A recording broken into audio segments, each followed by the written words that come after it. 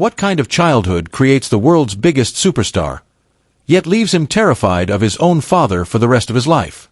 And how much success is worth losing your sense of safety, love, and identity? For millions of fans around the world, Michael Jackson was pure magic. The voice, the dancing, the moonwalk, the glittering stage lights, everything about him seemed larger than life. Audiences saw confidence, brilliance, and perfection every time he stepped into the spotlight. But behind the fame was a frightened child who spent years trying to earn love through performance.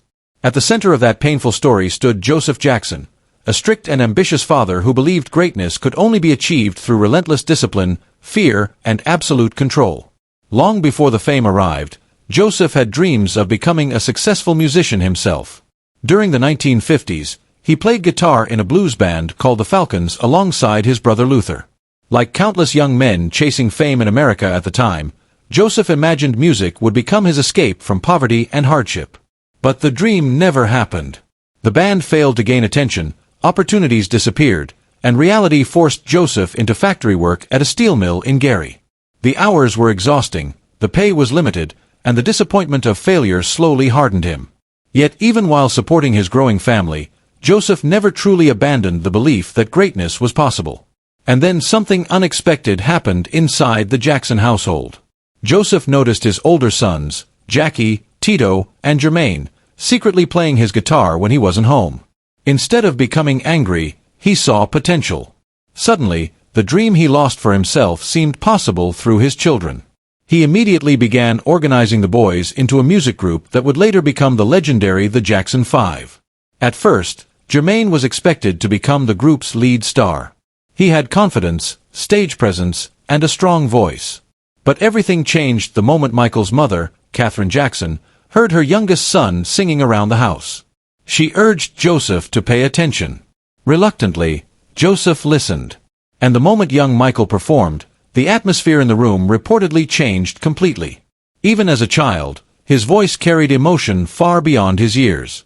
There was rhythm, soul, and charisma that couldn't be taught. Joseph instantly realized he was looking at something extraordinary. But was Michael seen as a child with a rare gift, or as the answer to Joseph's own failed ambitions? From that moment forward, Michael's childhood began disappearing piece by piece. While other children played outside, went to birthday parties, or enjoyed simple family moments, Michael and his brothers spent endless hours rehearsing. Joseph transformed the family home into a strict training ground where perfection became the only acceptable standard. Rehearsals weren't casual practice sessions. They became military-style drills. The boys practiced complicated dance routines over and over again until every movement matched perfectly. Singing errors were repeated until Joseph considered them flawless. According to multiple family accounts, Joseph would often sit in the center of the room holding a leather belt while watching rehearsals unfold. One missed note. One wrong dance step. 1 second out of rhythm. Punishment followed immediately. Can you imagine growing up in a house where every mistake carried fear? The pressure became overwhelming, especially for Michael, who quickly emerged as the standout talent of the group. Joseph pushed him harder than the others because he knew Michael was special. But instead of encouragement, much of the motivation came through intimidation. And while physical punishment caused pain, emotional damage cut even deeper. What hurts a child more, bruises that fade away, or words that stay in the mind forever? As Michael entered his teenage years, he began struggling with acne and insecurities about his appearance. Like many teenagers, he became extremely self-conscious. But instead of receiving comfort from his father, Michael later revealed that Joseph constantly mocked him. Especially his nose. According to Michael's own interviews years later, Joseph insulted his appearance repeatedly, calling him ugly and humiliating him in front of others. Imagine hearing those words from the one person whose approval matters most during childhood. How does a teenager build confidence after that? Those comments slowly transformed the way Michael viewed himself. Behind the scenes, the future superstar became deeply insecure, obsessing over flaws that others barely noticed. Friends and people close to him later suggested that many of Michael's cosmetic surgeries were connected to years of emotional humiliation and damaged self-esteem. The world saw fame and success. Michael saw imperfections. And perhaps the most disturbing part is that the emotional trauma didn't stop there. One night, while Michael was asleep in his bedroom, Joseph decided to teach his children a lesson about leaving windows open at night. Instead of simply warning them, Joseph reportedly wore a terrifying mask, climbed through the window, and screamed loudly to frighten Michael awake. The experience traumatized him. Michael later admitted the incident caused recurring nightmares and deep anxiety that followed him for years afterward. Think about that for a moment. How safe can a child feel after waking up to something so terrifying inside his own bedroom? As the years passed, Michael's fame continued growing at an astonishing pace. The Jackson 5 became one of the biggest musical sensations in America. Crowds screamed everywhere they went. Television appearances exploded in popularity. Millions of fans admired the family's talent and energy. But behind closed doors, fear still ruled much of Michael's world. By the late 1970s, Michael had already started quietly revealing pieces of the truth in interviews. Though careful with his words, he admitted that he feared his father deeply. According to his sister, LaToya Jackson, Michael once confessed he wouldn't even cry if Joseph died. That statement shocked many people. But emotional distance like that doesn't appear overnight. It usually grows slowly through years of fear, resentment, disappointment, and emotional isolation.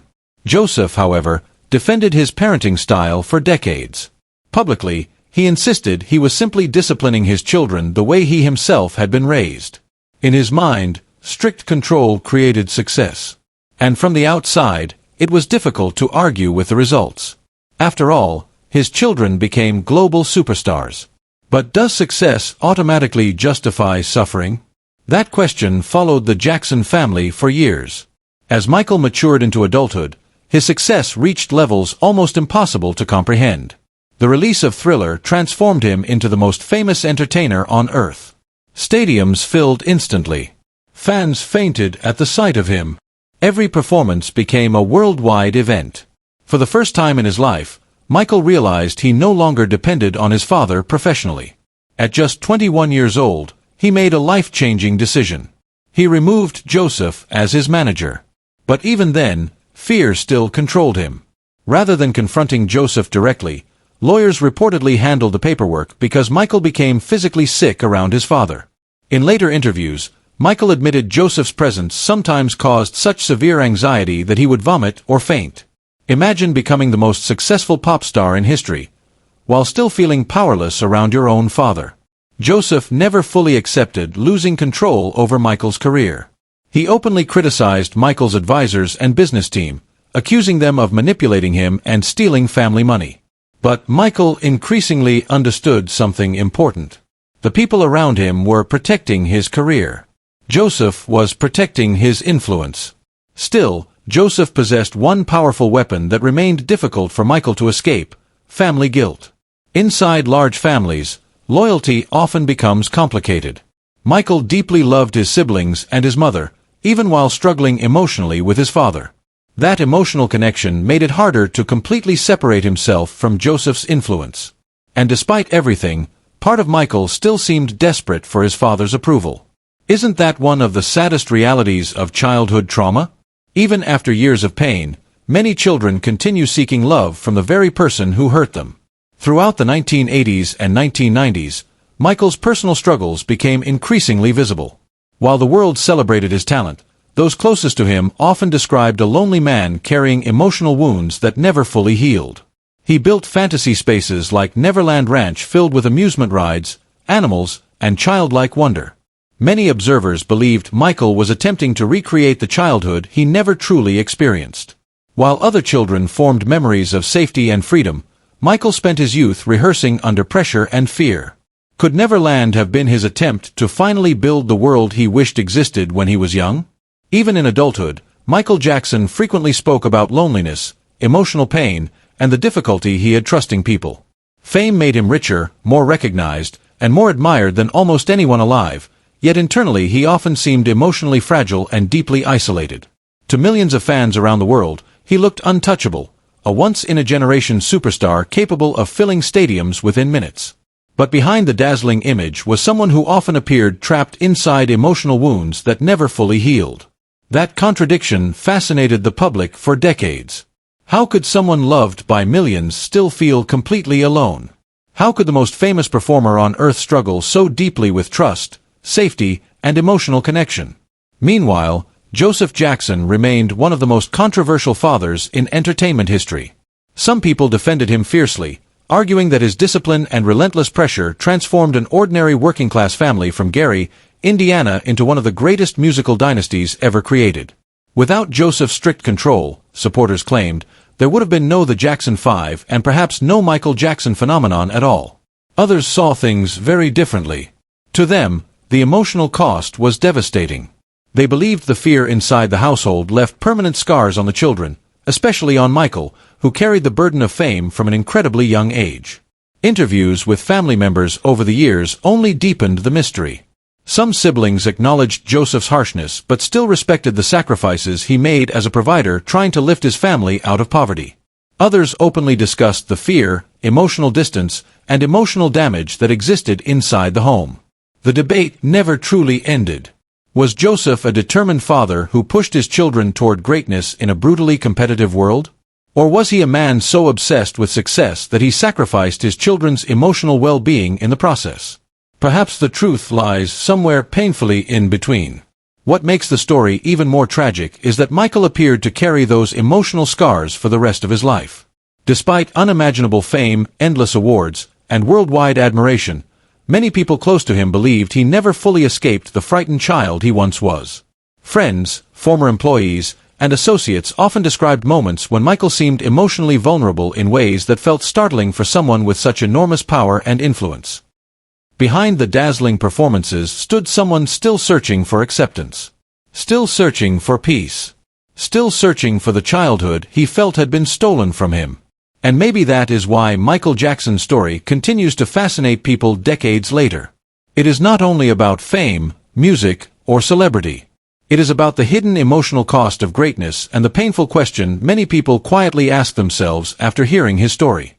What if the world's biggest superstar achieved everything, except the ability to truly feel safe and loved?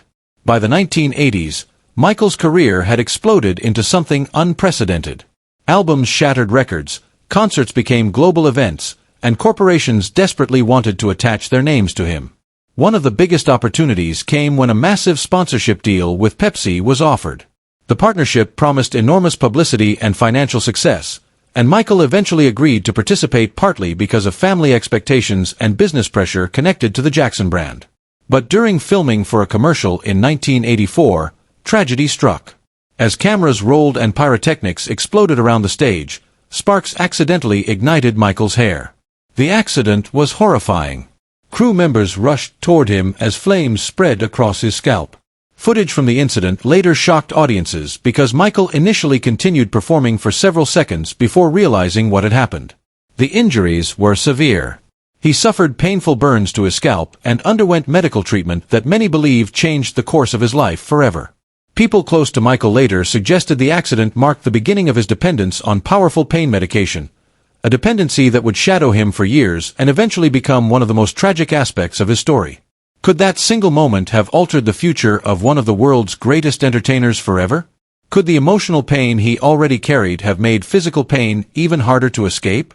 Not long afterward came the controversial Victory Tour. Joseph pushed aggressively for another Jackson family reunion tour, understanding that Michael's global fame would generate enormous profits. At that point, Michael had already become larger than the group itself. His solo success after albums like Thriller transformed him into a worldwide phenomenon unlike anything the music industry had seen before. But reports suggested Michael did not truly want to do the tour. He was exhausted, emotionally overwhelmed, and increasingly frustrated by family business dynamics. Yet once again, his mother, Katherine Jackson, reportedly persuaded him to help support his brothers and reunite with the family on stage. From the very beginning, however, controversy surrounded the tour. Fans became furious over the complicated ticket system, which required people to send large amounts of money up front merely for the opportunity to purchase seats. Many viewed the strategy as greedy and unfair, especially because Michael's audience included young fans and lower-income families who idolized him. Then something happened that deeply affected Michael emotionally.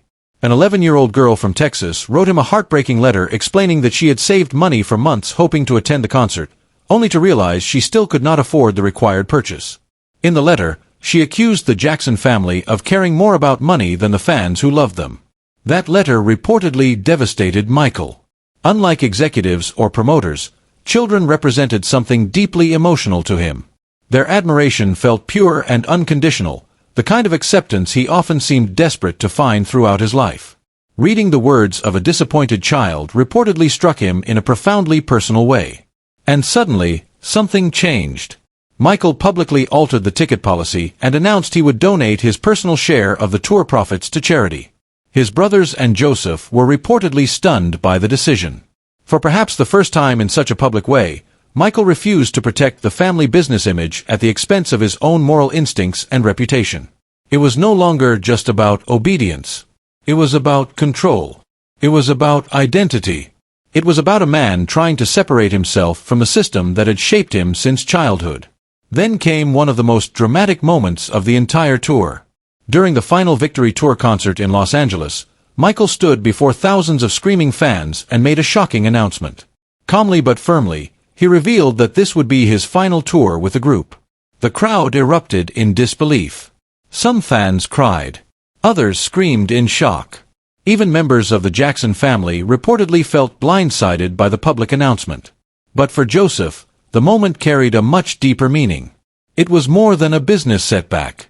It was the moment he truly lost control over the son who had become the center of the entire family empire. After that, the emotional distance between father and son only grew larger. At Neverland Ranch, Michael reportedly enforced strict boundaries regarding Joseph's presence. According to several accounts, Joseph was not allowed to arrive unannounced. Security personnel allegedly received clear instructions about controlling access and limiting interactions. Communication between them became increasingly controlled, formal, and distant. For many observers, the situation reflected something heartbreaking. Even after achieving more success than almost any entertainer in history, Michael still appeared afraid of the emotional influence his father held over him. And when Michael finalized his will in 2002, the message became impossible to ignore. His estate was divided among his children, his mother, and charities. Joseph Jackson received nothing. The decision stunned many people because it appeared deliberate, careful, and deeply considered rather than emotional or impulsive. Michael even named Diana Ross as a backup guardian for his children instead of selecting someone connected to Joseph's influence within the family structure. That detail spoke volumes.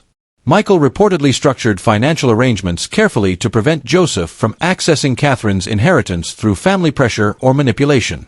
To outside observers, it revealed how deeply those fears and emotional wounds remained buried inside him, even decades later. What kind of childhood memories stay powerful enough to influence decisions made late in adulthood? How deep must emotional fear run for someone to create legal protections against it years later? Then came June 2009. When Michael Jackson died, the world reacted with shock unlike almost anything seen in modern entertainment history. Fans gathered outside hospitals, homes, and memorial sites across the globe. Radio stations played his music non-stop. Television networks interrupted programming for breaking coverage.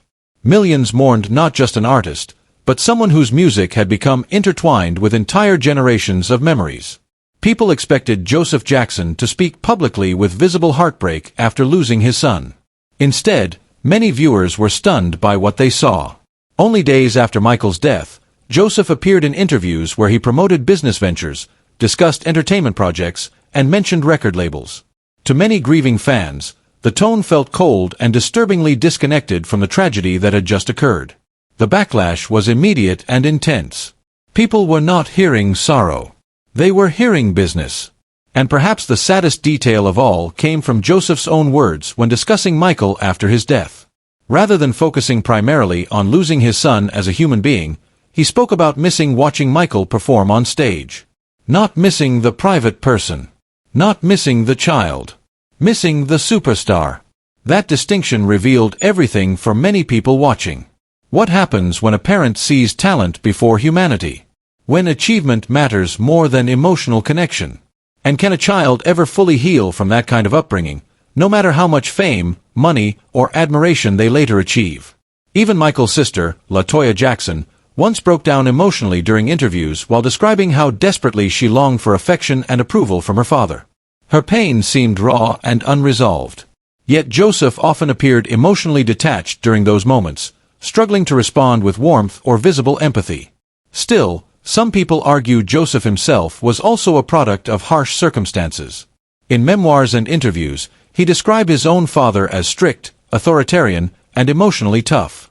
Joseph believed discipline protected children from failure. In his mind, softness created weakness, while pressure created success.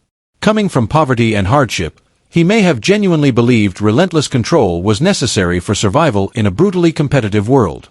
And to many observers, the results seemed undeniable. The Jackson 5 became legends. Michael Jackson became a cultural phenomenon unlike anyone before him. His influence transformed music videos, live performance, dance, fashion, and global pop culture itself. Generations of artists would later imitate his style, study his performances, and credit him as inspiration. But behind that extraordinary success was a wounded child who never fully escaped the fear that shaped him. Until the very end of his life, many people close to Michael believed part of him remained the same frightened little boy desperately searching for safety, approval, and peace in a world that mostly saw only a superstar. And perhaps that is the real tragedy hidden beneath the glittering legacy. The crowds saw the moonwalk. They saw the records, the fame, the screaming fans, and the endless applause. But very few people truly saw the lonely child behind the curtain, the child still hoping someone would love him not for what he could achieve, but simply for who he was.